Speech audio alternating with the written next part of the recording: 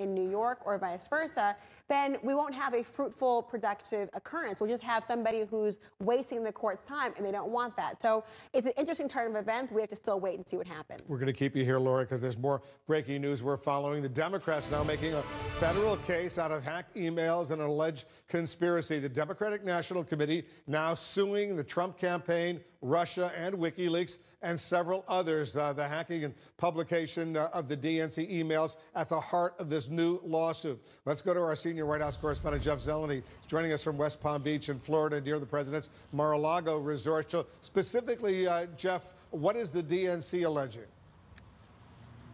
Well, Wolf, certainly an interesting lawsuit today from the Democratic National Committee accusing the Trump campaign of a conspiracy for working with WikiLeaks in the release of emails and working with the Russian government. Now, this is a 66-page lawsuit that was filed in Manhattan earlier this morning, and this is really essentially reviving much of what we have learned over the last year or so about how these meetings in Trump Tower with Russian officials. But what it is doing, Wolf, in an interesting legal strategy, is essentially accusing the Trump campaign of being a racketeering enterprise, going after them through an old RICO statute. That, of course, was used through organized crime cases. Now, it's an open question if a judge will allow this to proceed.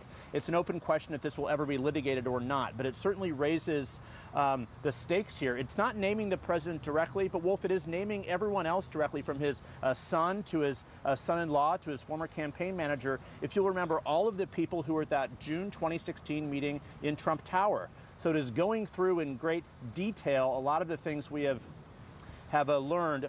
Republicans are saying this essentially is a midterm election year stunt.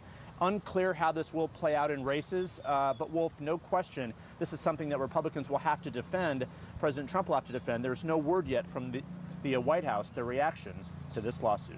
Yeah, and let's see what happens on this lawsuit. A potentially very significant development. Jeff Zeleny down in Florida, thanks very much. Let's get back to Laura Coates. She's still with us. Also joining us, our chief national security correspondent, Jim Sciutto, and our political correspondent, Sarah Murray. Jim, first of all, your reaction to this DNC lawsuit. Well, I've spoken to DNC officials about this lawsuit, and one question I asked them is, do you have any new